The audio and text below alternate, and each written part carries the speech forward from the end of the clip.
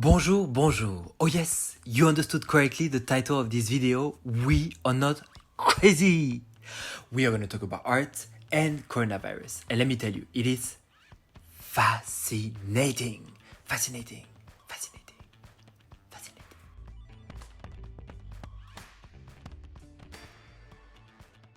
Imagine yourself in 50 years from now, in the year 2070, and you're interested about the crisis of the coronavirus.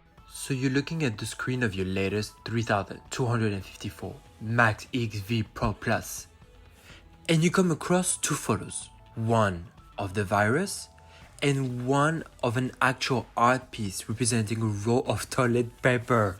You will probably think that it's hilarious that an artist would choose such a common object, but it's actually giving you precious information about what was happening in society and what was the social context. Looking backwards, art is fundamental to understand the situation. Because with the coronavirus, it makes sense.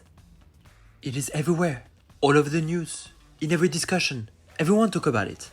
So artists get inspired in so many forms.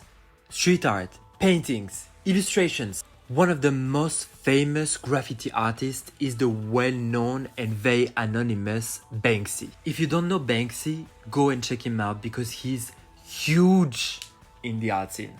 He is gonna help big time the medical system by donating one of his last pieces and putting it straight for auction. Generally, a piece from Banksy can go up to $2 million.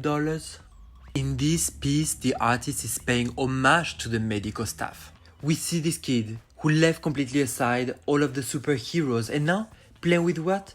With a caregiver, the new superwoman of our society. Banksy is not alone, and so many artists around the world are doing the same thing, talking about the coronavirus. If we go back in time, we see that art was always playing a big part. For example, during the Middle Ages, at the end of the 14th century, during the time of the Black Death, the virus completely destroyed Europe and erased almost 40% of the population in some regions. Wait! I am sure you've all seen this illustration of these dark personas of the Middle Ages who were wearing long masks in the shape of bird's beak. Well, you know what?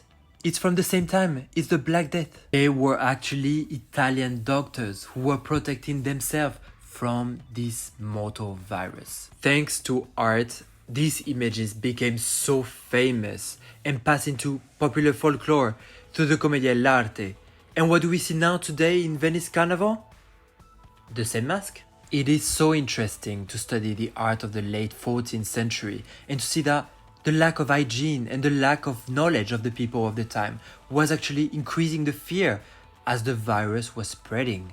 As a consequence, one of the iconic themes of the Middle Ages, which is Madonna and Child, was temporarily left aside and replaced by what? By the famous Danse Macabre, or Dance of Death. All about skeletons, more skeletons everywhere, playing with the imagination of everyone. But it's not surprising because people in Middle Ages believed that the virus was actually a divine punishment. This image of pain and death was not left behind and came repeatedly in history, especially in 1918 when the world was struck once again by a deadly virus, the Spanish flu.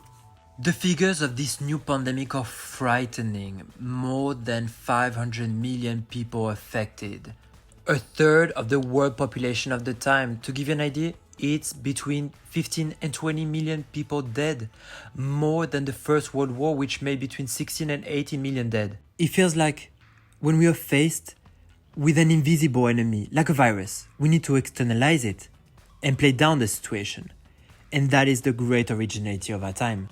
Because we don't need anymore to represent the virus through metaphors of skeletons or the images.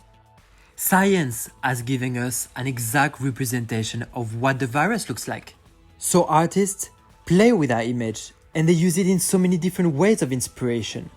And they create glass sculptures, paintings, illustrations, design objects. Yes, design objects.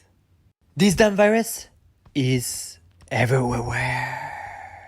It is nevertheless interesting to note that the marble of representing patients' faces is still persisting from the Spanish flu to the coronavirus. During the Spanish flu in 1919, for example, Munch represented himself after the illness, and another artist like Schiller represented Klimt on his deathbed. And it's pretty much the same today in the era of the selfie. An example like Hollywood royalty, Tom Hanks. Well, he posted a picture of his face while announcing his contagion on Twitter. No, I'm telling you, the fascination is real. Well, just between us, I was the first one who went to check the picture he posted. The coronavirus, like any other virus in history, is actually an accelerator.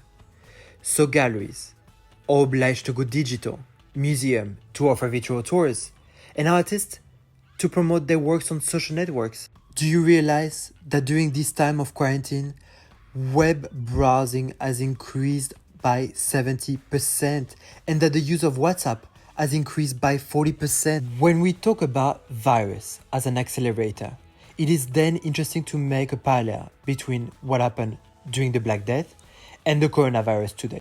The European expert of the Black Death, the Professor Samuel Klein-Cohen, has studied more than 3,000 years from the end of the 14th century. And what he found is surprising. He realized that during that time, orders for art had a tremendous increase. How much? 350% increase. The same way that we are expressing ourselves on social media, publishing every day, where people were buying art and sculptures at the end of the 14th century because they were afraid to be forgotten by history. After the Spanish flu, we see an increase for something similar in design. We see a higher demand for furniture that are more hygienic, easier to clean, with less fabrics, because we knew at the time that the virus was staying longer in fabrics.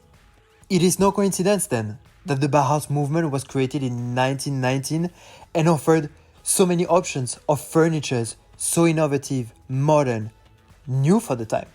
We cannot conclude this video without saying that art is an incomparable distraction tool. Due to the lockdown, art became one of the main sources of inspiration for memes. I'll let you admire some of them.